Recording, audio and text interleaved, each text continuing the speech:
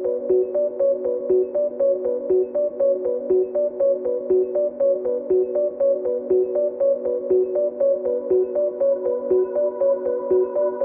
everyone, welcome back to Mystifying Miracles. I'm Kristen, and every week, twice a week, I search out true stories that involve miracles. Sometimes there's one, sometimes there's more than one.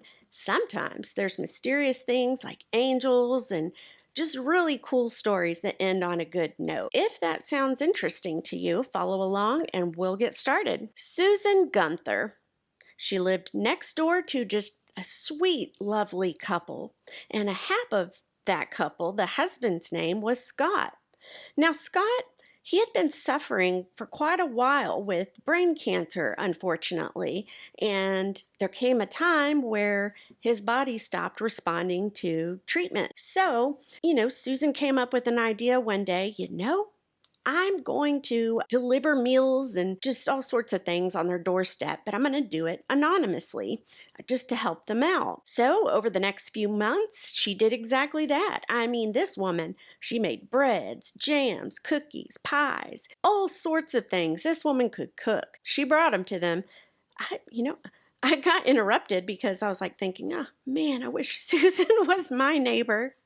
Anyway, that has nothing to do with the story. Anyway, as Scott's brain cancer progressed, he stopped eating as much and he just didn't feel like eating and nothing sounded good, which made it hard for Susan because she thought all the time, she was like, gosh, what can I make that he can keep down and that, is decent to his taste buds, at least hopefully. So she had trouble at one point thinking of what could she do? Well, one night she came upon, just a thought popped into her head for split pea soup. So she starts putting it all together and she goes to grab the peas and she realizes, oh man, I don't have green peas. However, she did have yellow peas, and she said, those taste pretty similar. I'm going to use the yellow peas. She didn't have time to go to the store and all that. She wanted to use, of course, what she had on hand. So, she again starts making the recipe again, and she's like, yeah, this is no biggie. This will be fine. And when it was all done, she looked at it, and she kind of just felt disgusted, and she was like, that looks gross. So she decided to taste it. And she was like, well, it does taste great. It tastes wonderful. But gosh, it looks so gross because of the yellow peas instead of the green. So she put it into a pickle jar. She had lots of those because this, woman, she saved and recycled. So she was like, okay, what can I do to make it look a little better? So she puts it into the pickle jar, she cuts some ribbon, she ties it around the lid, then she goes to her yard to pick just a little wild rose to stick it in the ribbon, and there it is sitting on her counter, and she's like, yeah, it still looks pretty disgusting. And as she's looking at it, she looks at the clock on the kitchen wall, and it's past 6 p.m. So she thinks, well, it's past dinner time, so I can't take it now anyway. And the story said she kind of looked up, kind of talking to God and kind of mumbled in a sarcastic tone. She was kind of like, gee, thanks for the inspiration.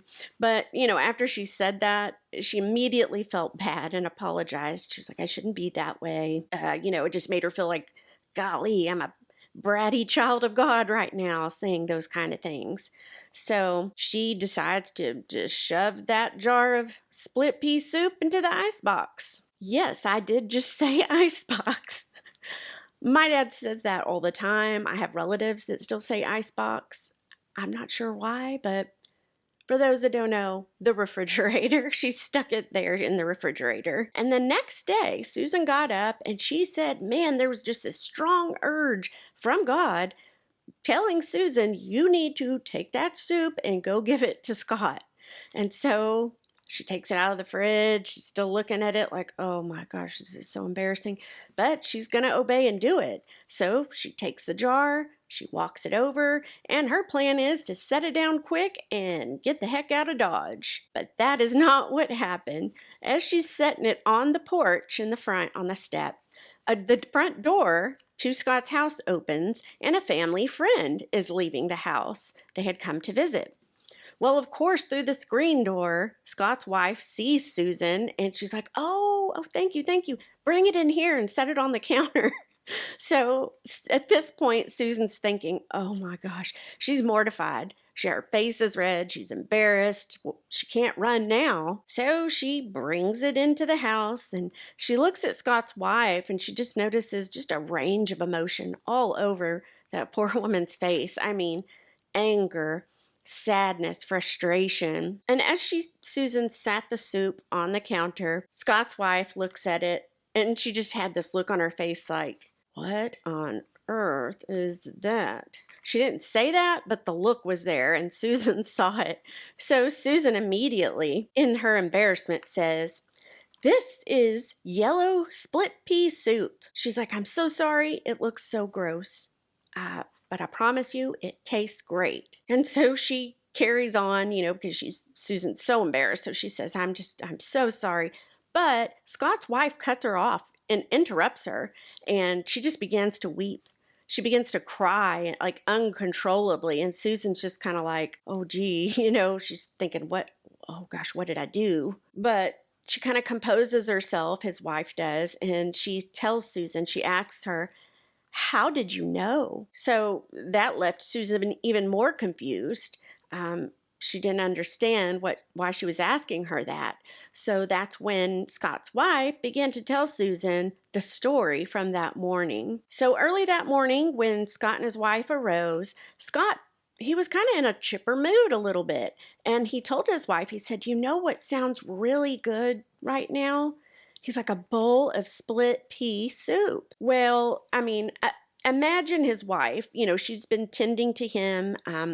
I'm not sure if they had children, but if they did, just running the household. So she's stressed to the max and she ends up getting angry and they get into a little spat, her and her husband, Scott. And she tells him, how dare you? There's tons of friends and family coming every day, bringing all kinds of food, coming to try to cheer you up.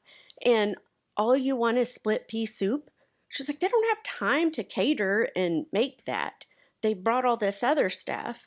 And almost immediately his wife regretted it, felt bad.